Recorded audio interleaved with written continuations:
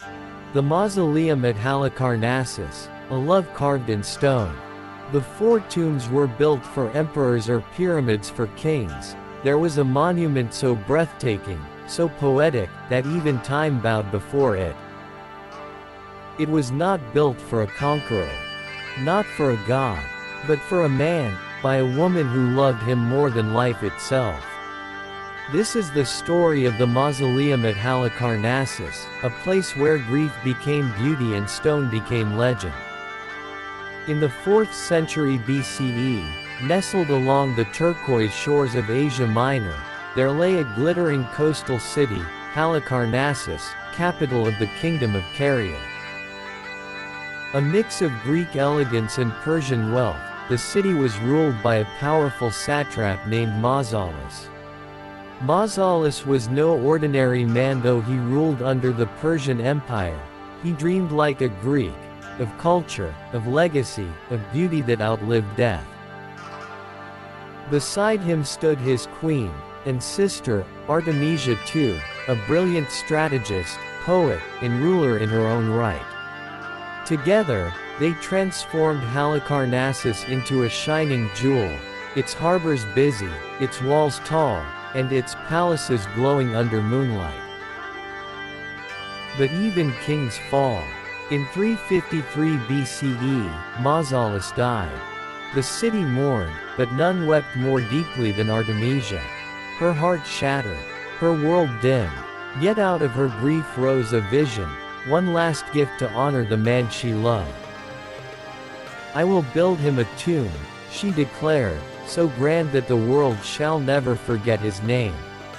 To bring her vision to life, Artemisia summoned the greatest artists and architects of the time.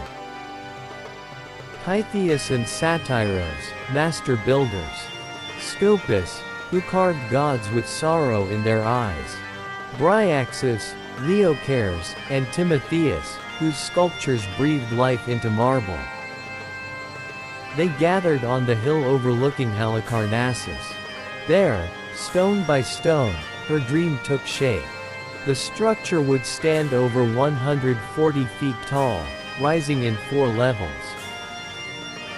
1. A massive rectangular base, with wide marble steps. 2. A colonnade of Ionic columns forming a majestic courtyard. 3. A stepped pyramid rising like a mountain toward the sky. 4. And atop it all, a colossal chariot statue of Mausolus and Artemisia, riding toward eternity.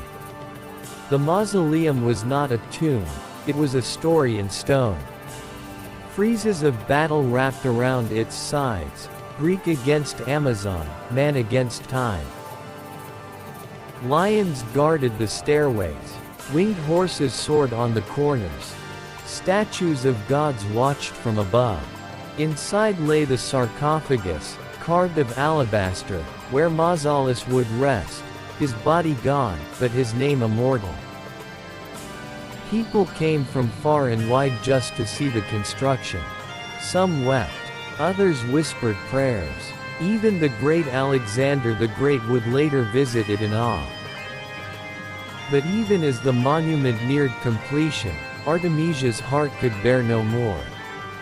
Just 2 years after Mausolus died, Artemisia passed away, her health broken by sorrow.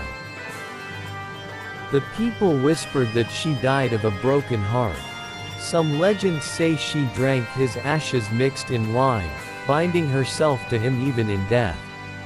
They were buried together, side by side, inside the tomb she built. The mausoleum stood tall for nearly 17 centuries. Earthquakes shook it, empires rose and fell, but the marble tower endured. Its sculpted warriors weathered the wind. Its lions watched the sea. It became so iconic that all great tombs after were named for it. Mausoleum. By the 12th century AD, earthquakes shattered the structure. By the 15th, Crusaders looted its stones. The Knights of St. John used its blocks to build their fortress in Bodrum, and the final statues were shipped to distant lands. Today, the fragments lie in the British Museum, far from the sunlit shores of Halicarnassus. The mausoleum may have fallen, but it accomplished its purpose. It kept a man's name alive for 2,000 years. It turned a queen's grief into eternal art. And it whispered to the world, "Greater than, love is stronger than death. Beauty can rise from sorrow." And a name, carved in devotion, can outlive even the gods.